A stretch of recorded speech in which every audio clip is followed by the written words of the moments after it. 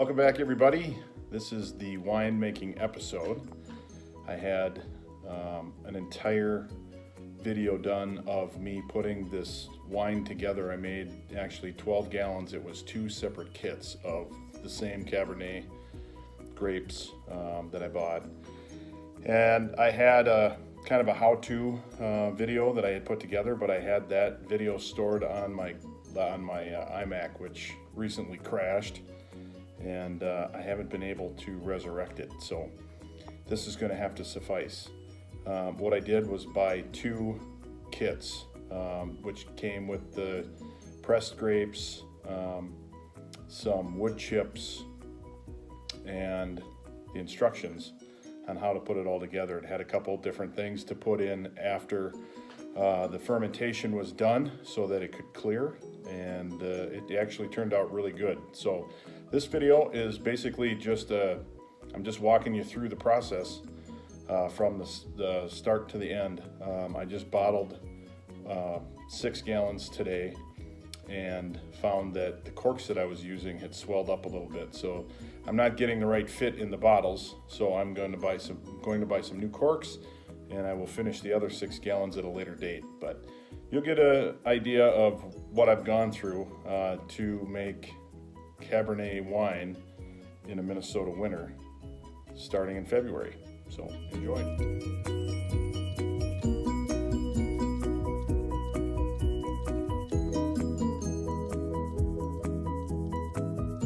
All right, here we are. We're all set.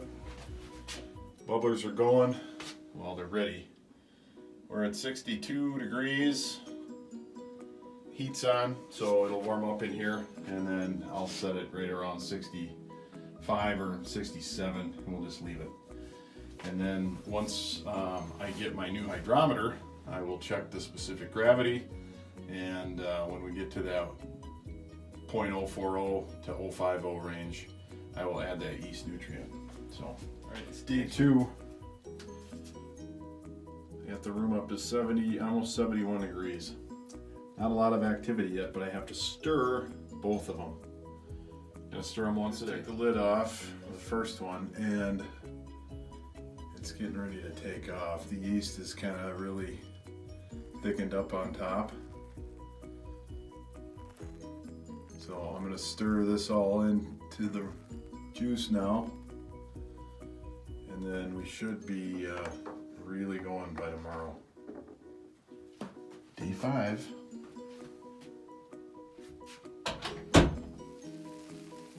Both stirred, both going like crazy, and I'm hoping my hydro. All right, here we are, day 6, and that's all that we've got left. So I think I'm going to give it one more day to kind of settle out, so that the particulate will rest on the bottom above the spigot, and then I will empty both of the fermenters into glass carboys, and we'll let them finish in there. So my hydrometer came today, finally. They actually sent me 2, which is pretty sweet. So I can check my specific gravity and see where we're at. Sanitize the wine thief and the new hydrometer. See where we're at. I had to get my glasses to read this. I can't read it anymore. But according to the measurement today, we're at 1.050. So we were right in the ballpark where we needed to be for that wine nutrient. So I'm gonna let them go another couple days. I just checked on the other one. I just took a quick peek in there and then put the lid back on. So these guys are still very active. So the primary fermentation period goes until the specific gravity of the wine gets to 1.010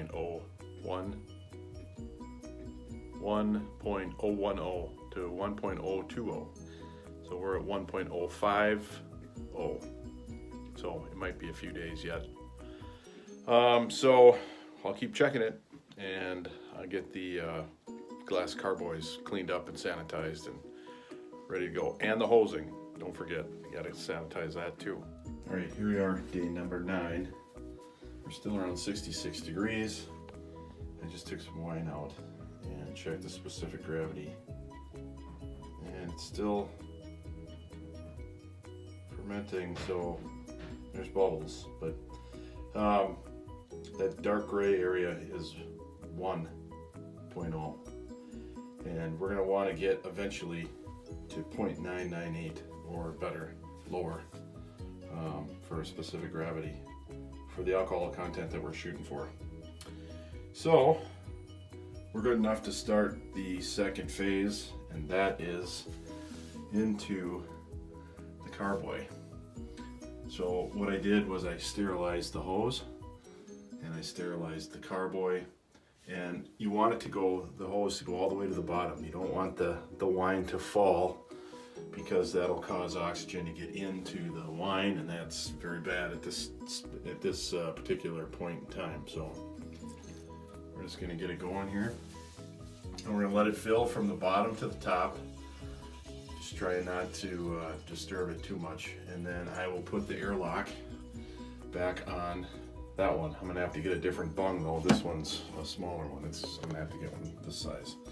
So I'm going to do that with both of these, and they will be sitting here for a couple weeks. I forgot the oak chips. So both kits each came with a bag of oak chips.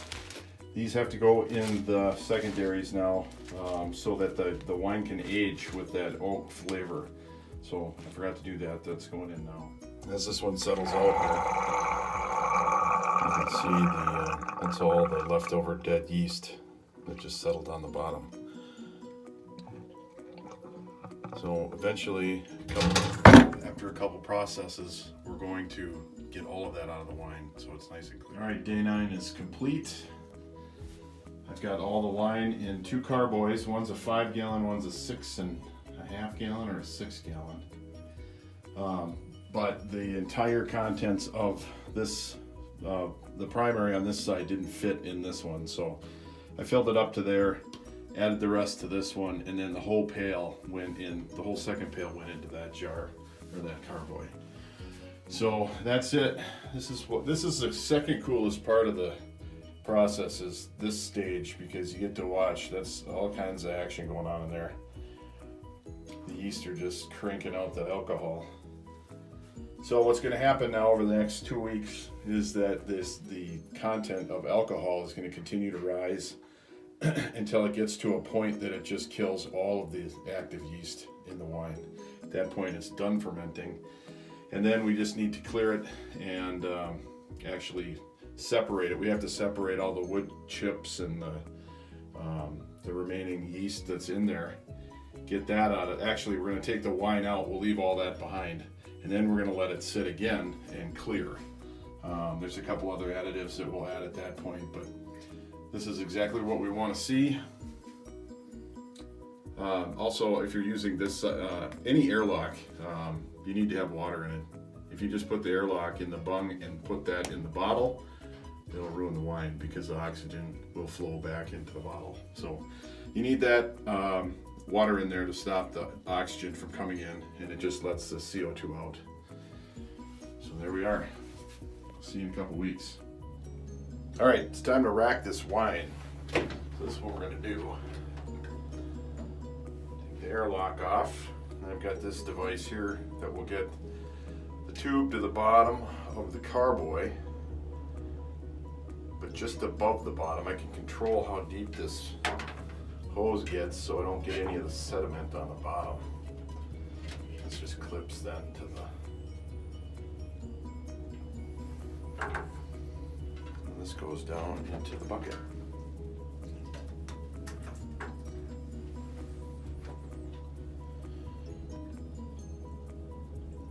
There we go.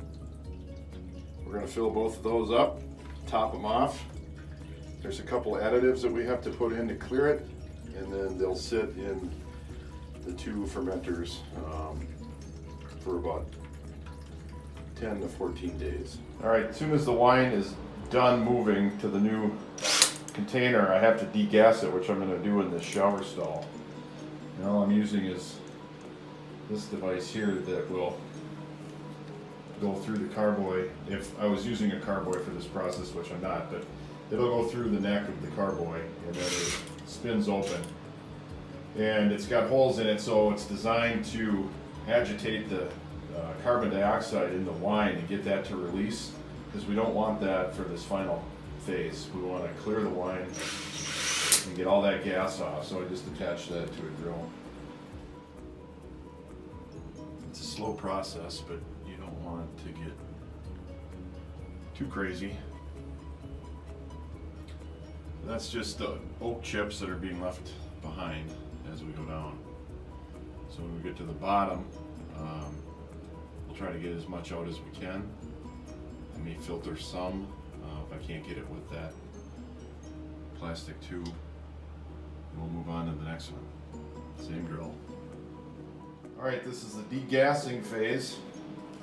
So we're going to start just going at about this speed for a couple minutes. And top to bottom. I sterilized the bit, so I don't want to agitate it too much on the top and get a lot of oxygen in there. All I'm trying to do is get the CO2 out of the wine.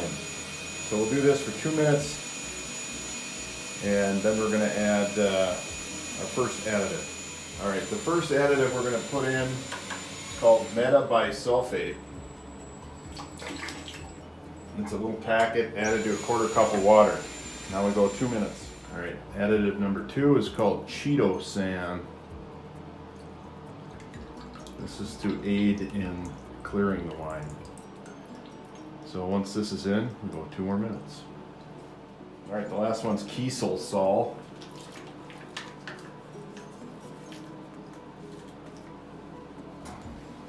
And 2 more minutes.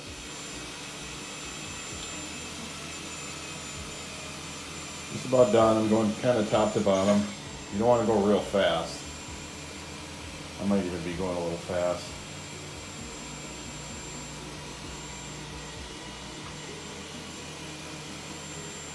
That's it. Forgot one. Potassium sorbate. 1/4 cup of water. Let's get that a quick mix.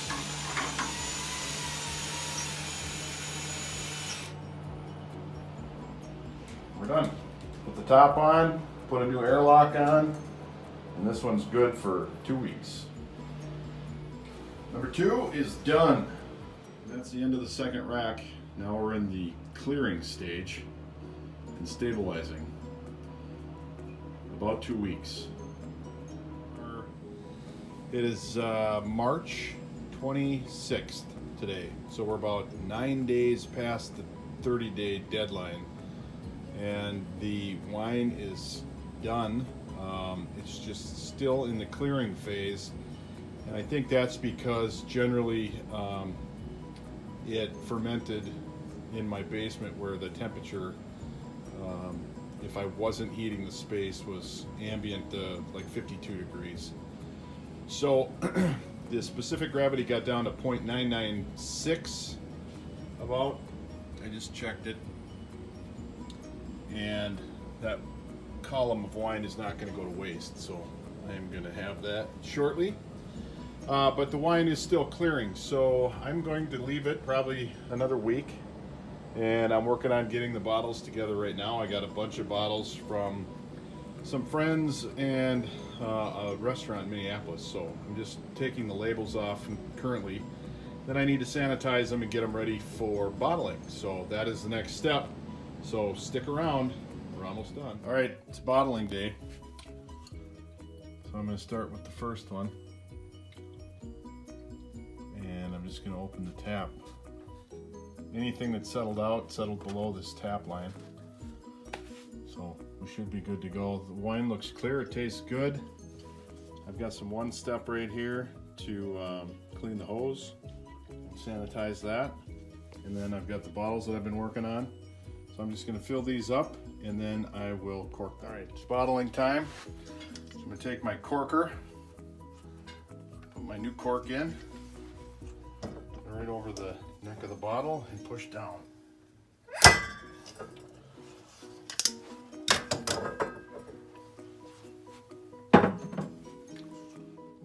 All right, I had 3 extra little glasses that I guess I'm gonna have to drink those. And then 1 bottle that I'll drink first, but this is what I got left over. So that's kind of a really fine silt at the bottom.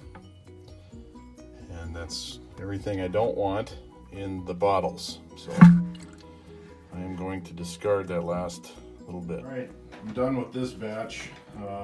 We started on February 17th, on or around there. And it was done fermenting roughly around St. Patty's Day. I just got to bottling it today, April 2nd. So problems with the corks, so I'm gonna order a new package of corks to do the other 6 gallons. And then that whole 6 gallons will be put up in 750 milliliter bottles. And we'll store it in here. But for the meantime, these need to be upright for 3 days before they can be stored on their sides. But because of the bad corks in the bottles, I'll be drinking those first. So, hope you enjoyed this video. I don't know how long it's going to be. I have to edit it all now, but I will be doing more. I've got requests for a white wine next, a Chardonnay or a Pinot Grigio.